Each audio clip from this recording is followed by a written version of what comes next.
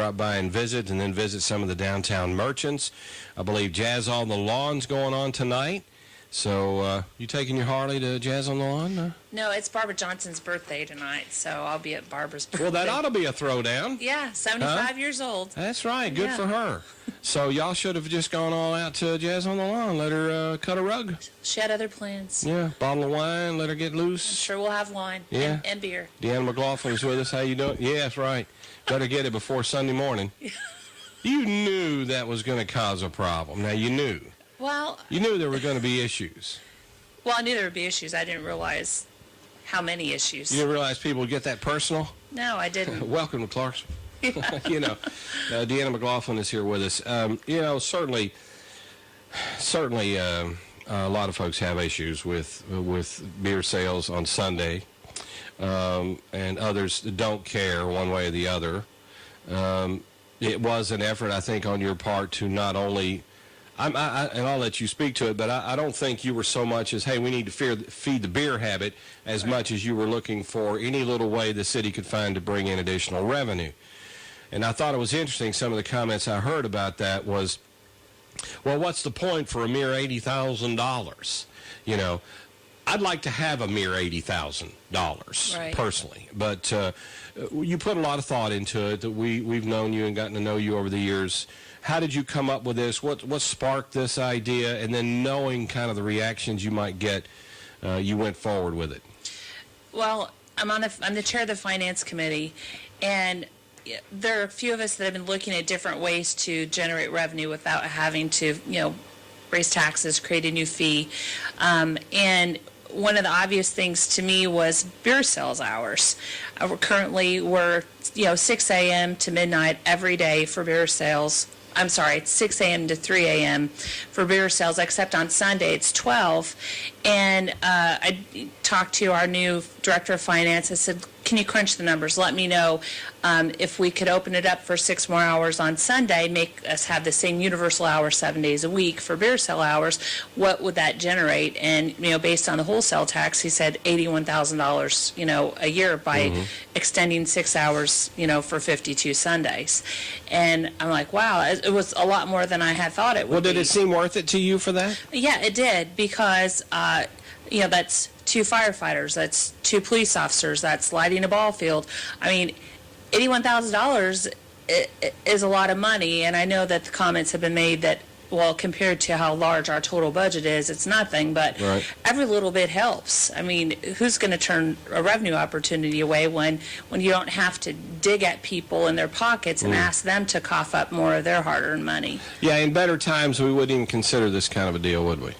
I'm not saying that there were such desperate times, but everyone is looking for ways, and obviously from the federal government down, looking for ways to pick up an extra $1 million here, $1 million there, 80,000 here. But still, the bottom line was, you knew in Clarksville, Tennessee, beer sales on Sunday, you were prepared to take the heat. Well, I mean, we already had beer sales on Sunday, so I didn't think it was going to be as negative as it has gotten, because you can already buy beer on Sunday. It's not like I was saying, okay, we don't sell beer on Sunday, let's start selling beer on Sunday. We already have beer sales on Sunday. So were you surprised that you got no help on the committee? Were you surprised no second? I was. Usually, I think a lot of us assume usually you've already got all that worked out before you get to the vote. But were you surprised no one was on to hang their hat on this idea? I think that everyone was so bombarded with no, don't increase the beer sale hours on Sundays. That's how they walked in. And what was the biggest objection? Was it a morality play? Was it a logistics? What is it? What was the biggest objection about you introducing the idea that we be allowed to, to start buying beer at 6 a.m. in the morning? So what was the biggest problem with that? It was a religious opinion of a lot of people that Sunday is the Lord's day and you shouldn't be able to buy beer at all on Sundays, let alone 6 a.m. That was the constant theme with the negative. And also there were comments that it was going to impact crime, beer or drinking related crime. That was another issue. And I talked to Chief Ainsley. I said, I need to set up an appointment to come talk to you about opening up the beer sale hours and how it impact crime. And he laughed at me. He said, seriously? He goes, it's not going to. 6 hours. So. So, and I saw a lot of that, story chatters, emails, and so forth, and which that's fine. Again, I don't have a problem with that. I think it's, as I see more and more attempts to curb the people's right and ability to voice their opinion, I think it's very encouraging that folks still have a way, whether it be radio, TV, newspaper, whatever, to voice an opinion, to have opinion, stand by that opinion. I respect that. I respect a lot of people who have a problem with beer sales on Sunday, but we do have beer sales on Sunday, and the extra 6 hours and then how that played out kind of became somewhat humorous. Right. And I agree with a lot of folks, who were opposed to that, but it was not going to change, I think, the face of the fact that people buy beer on Sunday, and Right. as it is. So on one hand, I'm thinking, I admire the fact that here was a way you thought we might be able to raise additional money as a council person looking for ways to help impact, the budget. And on the other hand, I was a little bit surprised that, you probably knew or should have known that, this had no chance of flying, but you threw it out there, and I hope people will respect the fact that, look, I just threw it out there and see what happens. Right. It's not over, though. Yeah? I'm collecting data. I'm working with the MTAS consultant, and he's collecting data on other cities and towns in the state of Tennessee that have a broader beer sale hours set up than we do, and what the impact on crime in that has been and what the reception has been. So, I mean, I plan on coming back. It's not. It has nothing to do with crime. I know it doesn't, but. It has nothing to do with anything that you're talking about except Sunday. But Sunday beer sales. I told people that were against it that I would address their concerns. So when I come back, I want to be prepared to have answers to all of their concerns. Yeah. And another thing, it's not just about generating revenue for the city, it's generating also revenue for the people that are retailers of beer. If they're able to sell beer earlier on Sunday, that's a chance that could help them. And I stopped this morning at our corner gas station like I normally do, and the manager was in, and it's more than just beer. If somebody is headed out of town for an activity and they need to get gas and they'd like to pick up a 6-pack of beer for the activity on their way, why not stop somewhere to get your gas where you can also buy your beer at the same time? It's not just about beer. It's other things that people will purchase to go along with whatever they're doing that day. Deanna McLaughlin is our guest, and she is a city councilwoman, a very hard-working city councilwoman, mother, wife, full-time job, and all that. And we appreciate her being here. We'll have more in a moment. You have a thought or an idea or an opinion, let us know. We're going to talk about some other city business right after this. Stand by. You can spend 8:18. It is 74, hot and humid, up into the 90s today. Get to a pool. Yeah, or something. I don't even know if you could enjoy laying out in the sun. No. Deanna McLaughlin is with us. I don't even know you can enjoy riding your motorcycle. Yes, you can. Can you really? You can. If it weren't for all the bugs in your teeth? Well, that's what windshields are for. Oh, you have a windshield on your bike? Of course. Oh, you're such a wimp. I didn't think real Harley riders had a windshield. Well, I'm just messing with you.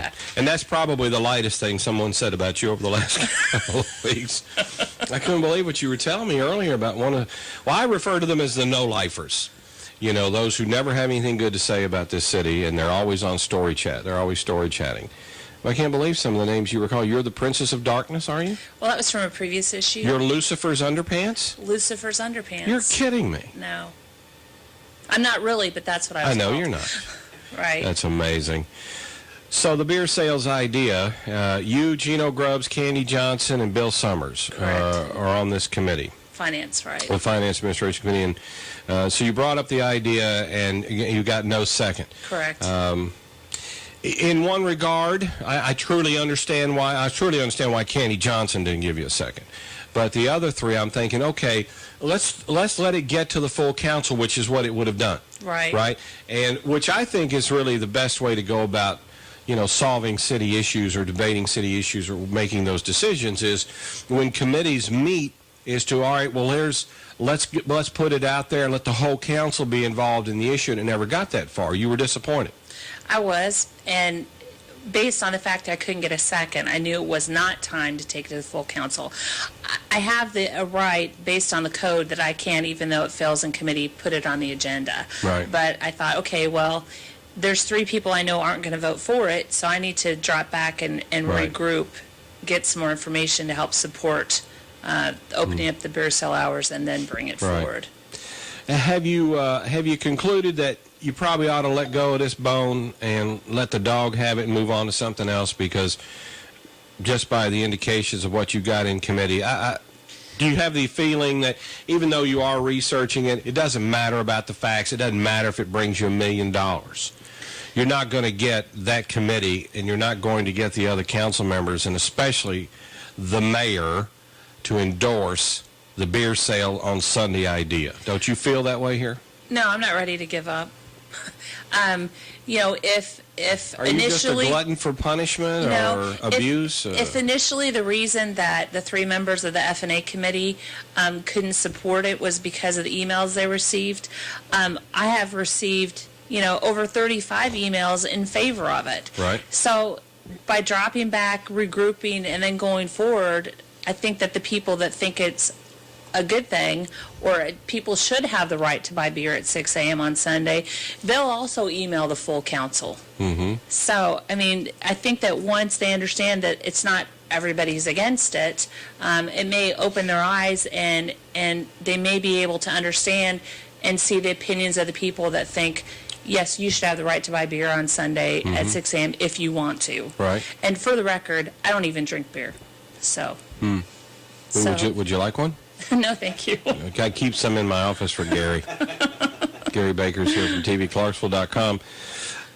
Well, yeah, I thought it was interesting that you came forward with the idea, yet I thought it was very creative, because I'm all for, our leaders finding creative ways to generate revenue, because nobody wants more taxes, and nobody wants any changes in their neighborhood, and no one wants any changes in their lifestyle. And I think most of us we kind of feel that way. But Sunday beer sales, which I can, oddly enough, I'm old enough to remember the debate on selling beer on Sunday here in the first place. And I'm surprised that a lot of folks didn't really burn the town down, to be honest with you. And even being open on Sundays, I go that far back, Right. where, the only store that was open for the longest time were the 7-Elevens. And that's why they were such a big hit. It's like, need milk? 7-Eleven. You didn't have the Walmarts and the Krogers and whatever. So, yeah, I'm showing my age. So you're going to continue to pursue research on this idea. Yes. And you don't think that you're really generating more of a controversy by pursuing the idea and maybe looking elsewhere? Well, I think the controversy is already out there. I don't know how much of a bigger controversy it could be. Mm-hmm. I've had some good dialogue with some of the ministers that have been opposed to it, email dialogue back and forth, and I understand their point of view, and I hope that they're... And what is their point of view? Well, that first of all, they don't want beer sales at all on Sunday. So they can't endorse this at all, no matter what, because they don't like the No. fact you can buy beer on Sunday to begin with. Correct. All right.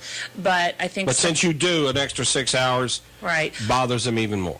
Well, the way that I look at it is that extra 6 hours would only represent 4% of the total beer sale hours for the whole week. 4%. But the way I see it is that's the time you should be going to church, and you shouldn't be able to go in and buy beer and this, that, and the other, and I understand that. But instead of worrying about people going in and, say, buying beer before church or buying beer and not going to church, whatever, they just leave church and go buy beer. Because a lot of folks, I'm sure a lot of people do, and they go to the lake or play golf or do whatever. And some folks feel like, you can't buy liquor on Sundays, and, it should be the same thing for beer. I always thought that was an interesting predicament we got in when we got into this the first place. It was all right to buy beer on Sunday. Well, right now you can go into a restaurant in Clarksville and buy liquor by the drink at 11, but in that same restaurant you have to wait till 12 to order a beer.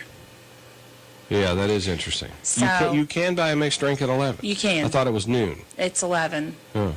You see what I know about all that. So that's that doesn't make sense. Right. But well, how do those who are opposed to your idea, how do they, settle in on the idea of what you just said? You can go to a restaurant at 11 o'clock and buy a cocktail. Well, that, in their opinion, that's wrong as well. That is wrong. Okay. Sure. And, there are churches in Clarksville that don't think that, drinking an occasional beer or cocktail is bad. But the ones that are most vocal, of course, are the ones that think that drinking altogether is wrong. Right. I was raised Baptist. I understand where they're coming from. But Now, don't go there. And the reason I'm saying is that the Baptists, they don't speak to each other coming out of the liquor store. You're starting. Catholics You're do. starting to the Catholics. All the Catholics, they love Right. it. Well, what I'm saying yeah. is, one of the great things about our country is that we have the right to do anything that is legal. It's legal to buy beer. If you want to buy beer, buy beer. If you don't. Right. I mean, if you want to be a Methodist, be a Methodist. If you want to be, Baptist, be Baptist. I mean, it's not someone else's place to tell you how you should do something that's already legal. It's ridiculous. Deanna McLaughlin is our guest. If you have a comment, a call, or a question about this issue, which we've been discussing, you will hear it again. And as the city council moves forward, we'll see how that all develops. But we, on one hand, do appreciate, I think folks hopefully will appreciate, how you are trying to find ways to help with the budget. And yet, on the other hand, I'm sure people just immediately take the negative aspect of beer and Sunday and just want to make it personal. We have a caller here this morning. Good morning. Hello, JZM. Good morning. How are you? Good. I'm calling with a comment for this. I think it should be legalized 24/7. And the reason I say that is I'm a recovering alcoholic myself. I haven't had a drink in over 9 years. But I think the choice should be there for people. And by not selling it these few hours, you are not going to stop an alcoholic from drinking. The people you're going to stop are the ones that are normal people, maybe have an out-of-town guest traveling through, maybe loading up to go to Land Between the Lakes for the day. On the same hand, if I were very obese, would you close McDonald's for a few hours to save my soul? I just don't think it's right to have government putting up so many boundaries for us when there's so many other things the city council could be addressing. All right. Thank you for your comment. I appreciate that. All right. Do you have a thought or a call or a comment? We appreciate that. That's pretty instant. What would Mabel Larson say if you closed McDonald's on Sundays? They're open 24 hours a day. I know. So I don't know what Shipley's would do if they couldn't sell donuts at 6 a.m. Sunday morning. I think that was actually a comment on Story Chat, as a matter of fact. What about shutting down about not selling donuts on Sundays? So that's pretty it's funny. Sarcastic, of course. All right, Deanna McLaughlin is our guest. We appreciate her being here. You're listening to WJCM Radio at 828 City Council meeting this week. We're going to chat with Senator Tim Barnes again about the legislation the state passed about the guns in parks situation. How do you feel about that? Well, I do believe that people that have a concealed weapons permit should be able to carry a gun, but not in parks. I have had a town hall meeting on Tuesday, and I just wanted to check back with my constituents to make sure that they were supportive in the fact that I voted against it the first time, and they were, and 5 of them are concealed weapons permit holders. There were 2 police officers there, and everybody was in agreement that it's not a good idea to carry guns in parks. So It's not a good idea. Correct. And after the first vote, when we voted on it as a resolution, only one of my constituents emailed me and said he was upset in the fact that I didn't support his right to carry a gun in a park. So, that has created its share of controversy around the state as other governments, local municipalities have also sort of opted out. Right. And I remember when we first, and Senator Barnes gave me a very clear overview and an explanation of how that all came out, because I thought it was a little unusual that they did it, that in the bars and the whole bit. But it made more sense when he explained it to me. But then, after the state passed the legislation, seeing how many communities opt out, like Clarksville, I thought was interesting. right. Because gun owners, responsible gun owners, which my kids are both responsible gun owners, permit carrying, so forth, Right. should they take it personal, the people that, the responsible gun owners? That's what we've asked Chief Ainsley before. I mean, Chief, responsible gun owners. Right. We all do. Well, Deputy Chief Parr gave us some statistics Thursday, and I think the law enforcement perspective is the training to get a concealed weapons permit is minimal. You don't have to requalify, and in a heated situation, and somebody may approach you in a park or a public place, and your adrenaline's going, are you going to be consistent and actually shoot where you're supposed to? Are you going to miss and hit somebody innocent? And it's just, he said, Chief Parr said, when the police roll up on a scene and there are two people holding a gun, there's not a sign above that person's head that said, I am a concealed weapons permit holder. You don't know who the good guy, the bad guy, or whatnot is. And there was a video played at the council meeting Thursday about a news story in Memphis where a concealed weapons permit holder murdered another man because he was parked too close to him in a parking lot. So just having it there, and I don't know. Right. Again, we back ourselves into an interesting discussion as we were talking earlier about the morality, the legality of the beer sales and Sundays and guns and bars and so forth and so on. That we all, bottom line, have to be more responsible, regardless. Right. I mean, let's use the idea of texting while driving. I mean, that is a deadly combination. It is an irresponsible act and I still see it all the time, and I see it run the gamut of demographics. I see people my age texting and driving up Madison Street. I do, but I cannot physically do it and drive. I fat finger everything, see, so I have to take my time. My husband just learned how to text, and that's why I was saying that. I mean, and that's okay. It's like, I don't know, you're standing there, pumping gas. I have this fear of pumping gas at a gas station. The guy next to me standing there pumping gas at the gas station smoking a cigarette. Yeah. I just have this nightmare that, an ash is going to drop off into the gas and boom, so forth. But anyway, we'll talk more about that in a moment. Deanna McLaughlin is our guest. We'll be right back. Stand by. It's like a fine wine or chalks. Morning, it is 74 out this morning. You're on Clarksville In Review at WJSM Radio. You can see these visits online at tvclarksville.com. And we appreciate Gary and the folks over at tvclarksville.com. Deanna McLaughlin is our guest. City Councilwoman Deanna McLaughlin. Coming up at 9 o'clock, State Senator Tim Barnes will join us. We have a caller that's been waiting. Good morning. Hello, JZM. Hello, how are you? Good. How are you? Good. Go ahead.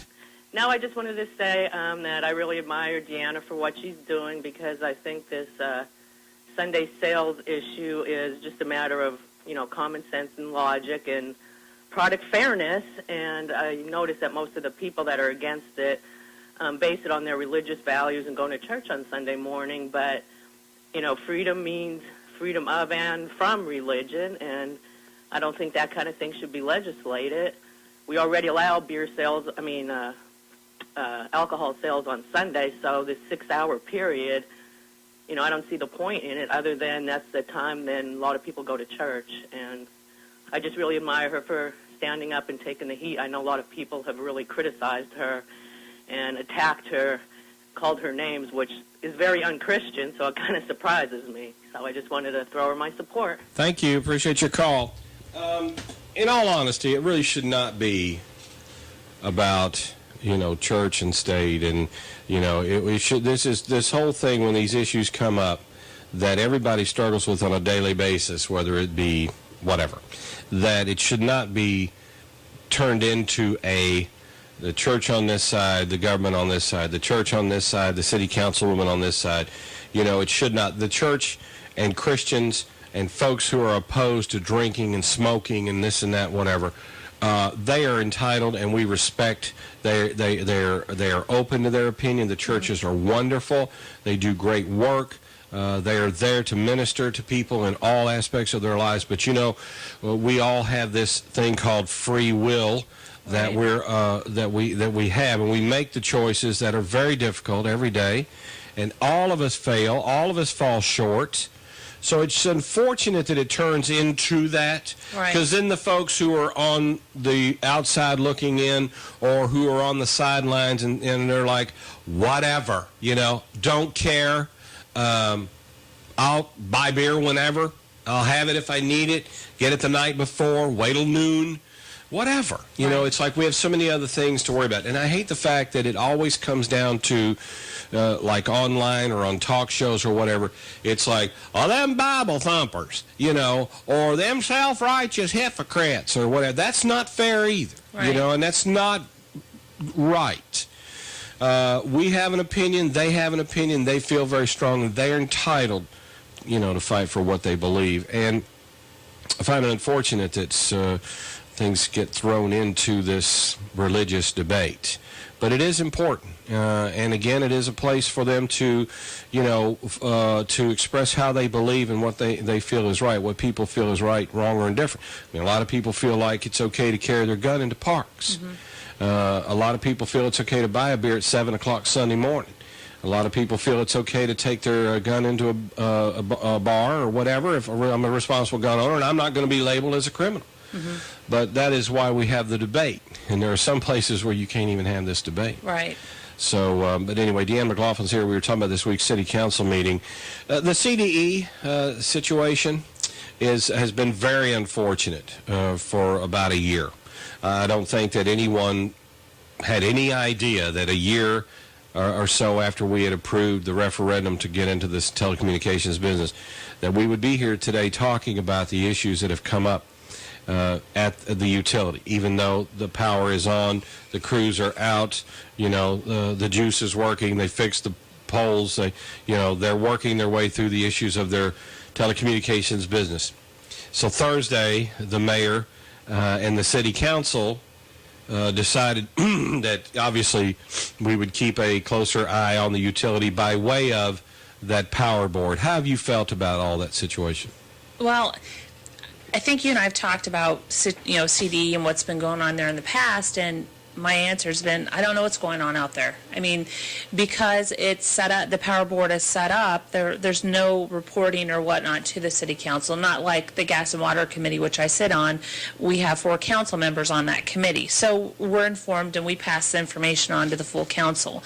The CDE is its own setup out there. And so I think it's a great thing now that when CDE has a budget, well, first of all, if this passes on the second reading, right, when they have a budget, that the mayor, the city council, and our chief financial officer get to look over the budget and approve or disapprove or suggest changes or whatnot, because essentially the money that they have borrowed against and all that is the city of Clarksville. That's not CDE. It comes back to us. Right. So now, if this passes, like I said, on the second reading, we'll be able to see what's going on. We will get a copy of their monthly financials and be able to kind of keep track of what's happening. And that's just FYI, right? That is just so city council members can have the information necessary from here on to just monitor the work that's being done by the board and at the utility, because, go ahead. Well, not the budget portion. I mean, we will be making suggestions and approve it or disapprove it, just like we would do any other city department. Right. But the monthly financials, it would be just like an FYI. Here's where we are. Right, and rightfully so. The council did approve the monies that are used for this venture and this and that. And years ago, they separated the two entities and so forth.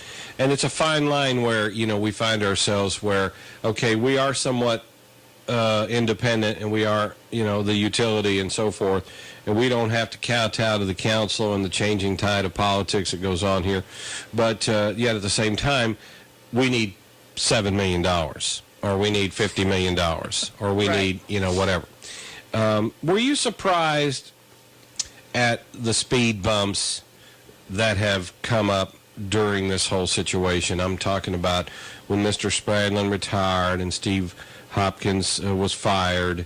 There was a lot of finger pointing about, well, so-and-so got us into that, and then so-and-so got us into that, and then the board seemed to have been somewhat blindsided by some things, and Mr. Ingram, who came with a rave review from everywhere he'd been, unanimous approval of his hiring, and then all that happened. Do you have a thought on that? How have you felt about what has happened? Have we been kind of blindsided? Have we been, has it been unfortunate that people accuse the board of not doing their homework? People blame the mayor, for all this, for no, other reason other than just to blame the mayor. But what do you think?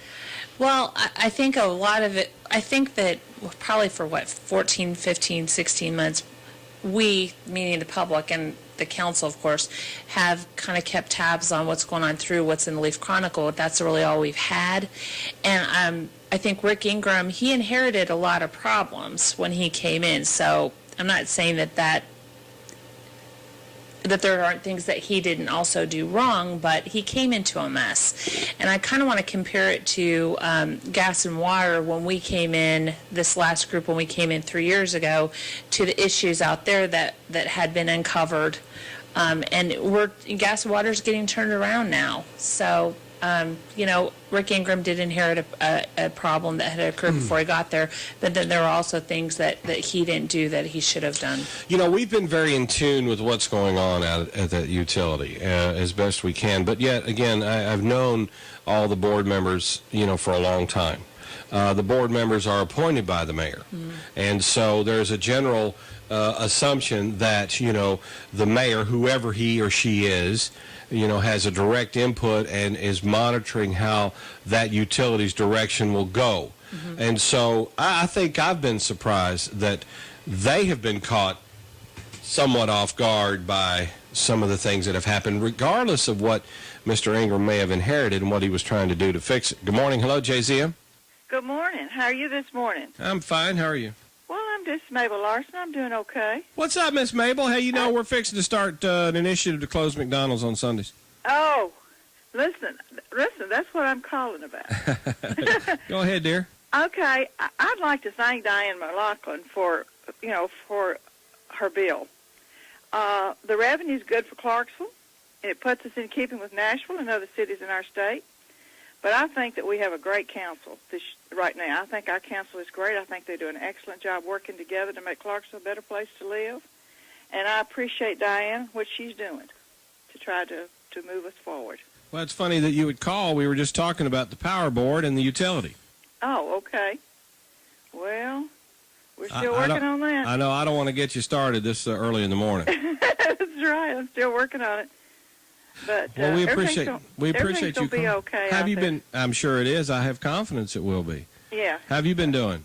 I've been doing good. Good. I've been doing good. Been on a little vacation, which I hadn't been out of town in a couple of years, so I needed it. So well, good for you. A day or two and everything. But things are, I think Clarksville's, on the right move, going the right direction. All right, Miss Mabel. Thank you so much for calling. We appreciate it. Okay. Bye-bye. Thank you. Thank you. It's Mabel Larson. Funny, we were just talking about her. Yeah. But anyway, we were talking about the power board, and there's been some frustration for many years about the utility and the power board. This is not just a recent thing. Right. This goes back to a previous administration or two. I know Mayor Piper, the first go-around, also was trying to make some changes within the utility. And when the issues came up about gas and water, and I'm going to need to take a break here real quick. I just realized what time it was. There was a lot of talk about the culture at these utilities. And I don't mean just our utilities, but the utility business nationwide that needed to be changed or needed to be addressed. And I want to get into that in just a moment. Deanna McLaughlin is our guest. Let me pay a bill or two, and I'll be right back. Stand by. Back 10 minutes away from 9 o'clock on WJCM Radio. This is Clarksville In Review. Hope you're having a great day. Get downtown to the downtown market.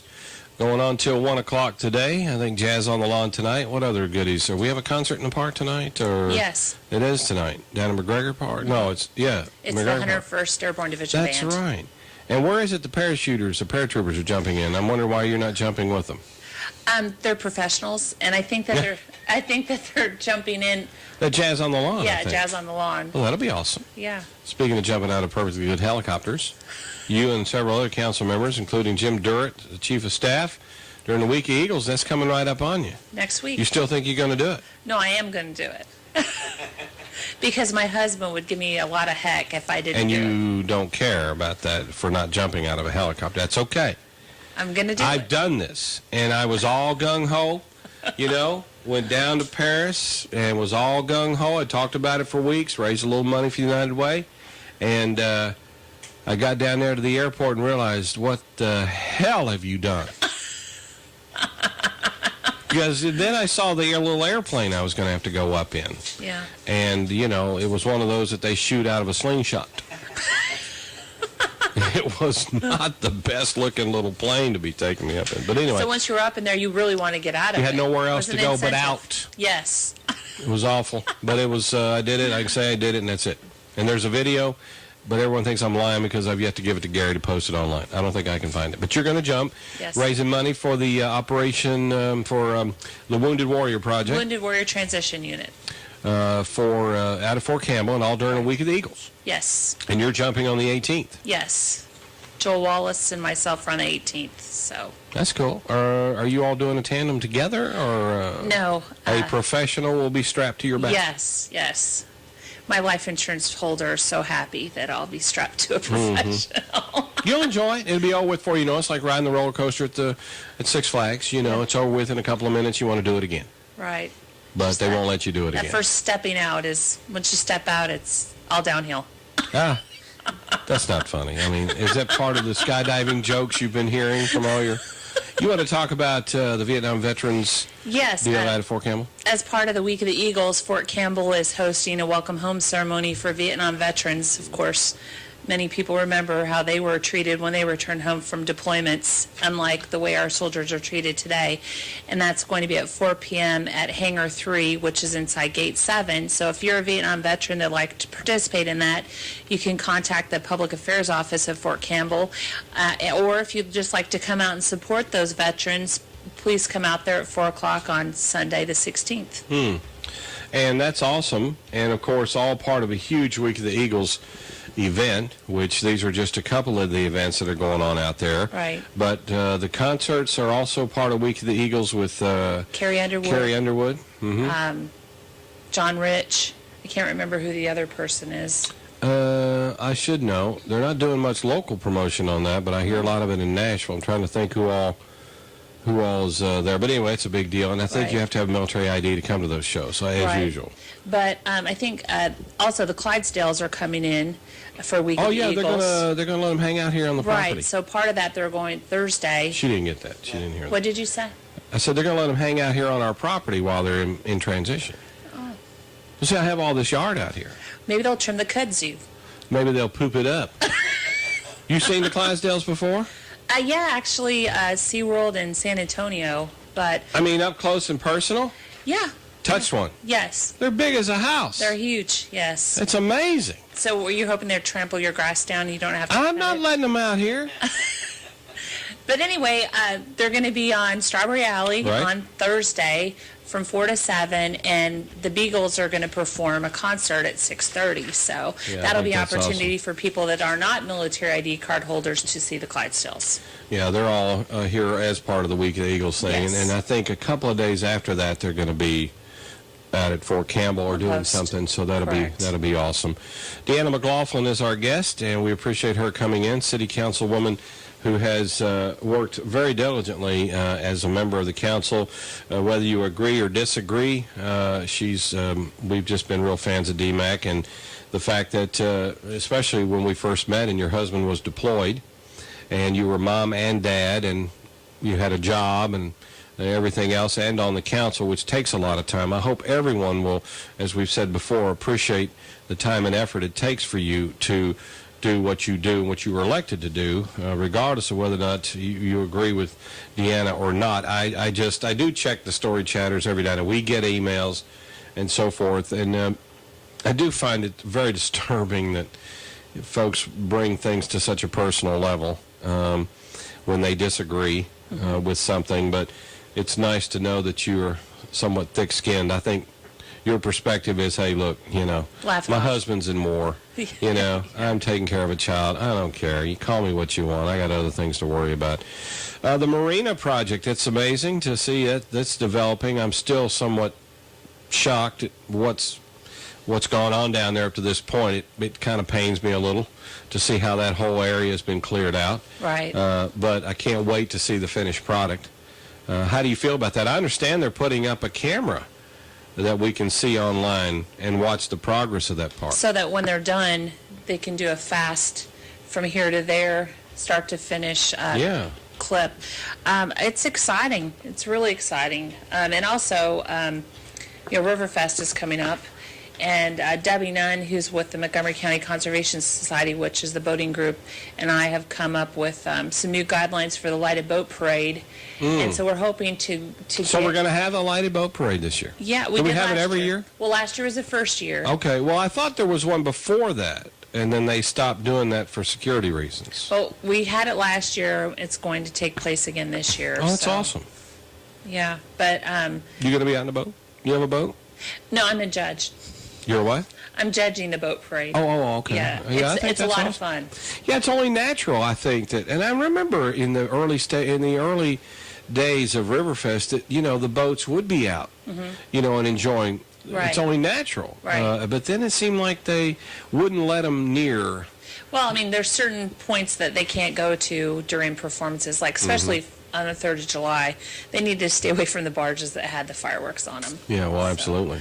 Well, I think that'll be interesting. I remember there was a boat parade once early on. It'll be on Saturday night, which is I hope- the 12th. I hope folks can appreciate the vision. If you stood at the McGregor Park amphitheater, if you just stood at the amphitheater up there and looked all down the river bend, Right. as you make your way down to the marina, and just imagine, what that landscape is going to look like. It's just going to be phenomenal. I hope I live long enough to see that come to completion. The marina and the entire park down there. Yeah, Gary and I are putting our boats down there. The marina. He has a boat. I don't have a boat Do you have a yet. John boat or? He has a pontoon boat. Nice. He's a party animal. Are you going to be in the You're lighted boat supposed to parade? know Are you going to this. be in the lighted boat parade? You're supposed to know this with your boy Gary here. He's never invited us to his boat. So Chuck and I are going to have to buy our own boat. Put it in the marina. You could put the radio station on it. It could be a business boat. Oh, it'll definitely be a business expense. Do a couple of shows out on the river. And my accountant's already asked me about, so you're getting a boat, are you? Yeah. Well, here's what you have to do. But I think it's awesome. I can't wait to see how that all comes about. And, have so much fun down there and see how that whole develops. So, well, Deanna, we appreciate you. Thanks so much for coming in. You're welcome. I know you're Thanks for such a having busy me. lady, and be careful on your way home on your motorcycle. And Okay. is there anything else you wanted to mention while you were here? No, I appreciate the 3 ladies that called in support of Yeah. the beer sale hours. It's good to know there are people out there that think it's a good idea. Right. It's good to hear your sister's in town. Yeah. I'm They aren't kidding. my sisters. I'm kidding. I don't have a sister. Kidding. I have no relatives that live in Clarksville. Yeah. So, What do you want me to boo-hoo here at the end of the show for you? But good luck. Thank you so much. Anything we can do, let us know. We appreciate you coming in. all right. And happy birthday, Barbara Johnson. Barbara! Should have had some birthday music for Barbara. I didn't get an invite to her party. Did you, Gary? You Where's the wanna go party with at? me? Where's the party? At the Riverview. At the Riverview. Cool. Yeah. Be some shaking and baking going on down there. She can cut a rug now. Don't look at me and say she can't. She can. Happy birthday, Miss Barbara. I didn't say that. Happy birthday, Miss Barbara. We appreciate it. Thanks, D-Mac. Thank State you. Senator Tim Barnes will join